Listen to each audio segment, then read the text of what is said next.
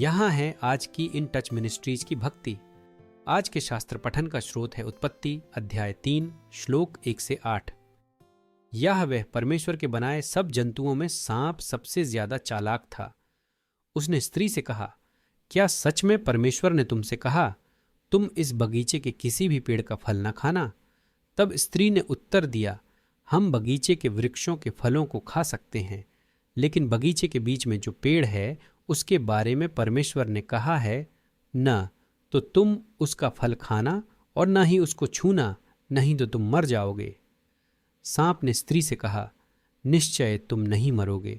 परमेश्वर यह जानते हैं कि जिस दिन तुम इसमें से खाओगे तुम्हारी आंखें खुल जाएंगी तथा तुम्हें भले और बुरे का ज्ञान हो जाएगा और तुम परमेश्वर के समान हो जाओगे। जब स्त्री ने उस पेड़ के फल की ओर देखा कि वह खाने में अच्छा तथा देखने में सुंदर और बुद्धि देने वाला है, तब उसने उस पेड़ के फलों में से एक लेकर खाया और उसने यह फल अपने पति को भी दिया जो उसके पास ही था। उसने भी उसे खाया। तब उन दोनों की आंखें खुल गईं और उन्हें महसूस हुआ कि वे नंगे हैं।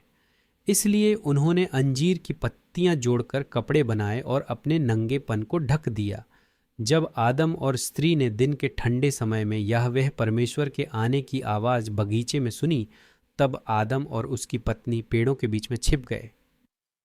ईश्वर अपने बच्चों की ज़रूरतों का ख्याल रखते हैं और अपने तरीके और समयानुसार उनकी सभी चिंताओं का ध्यान रखेंगे।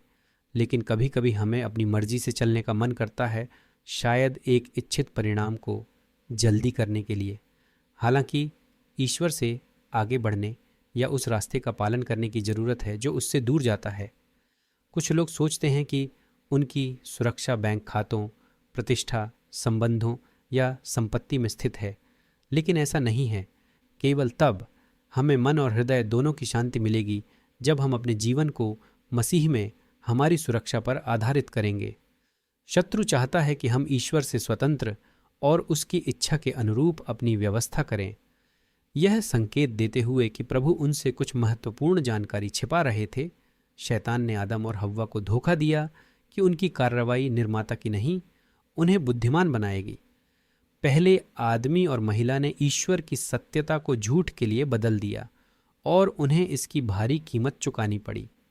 यदि हम गलत सोच को अपनी कार्रवाई को निर्देशित करने देते हैं तो हम भी खुद को काफ़ी मुसीबत में डाल सकते हैं।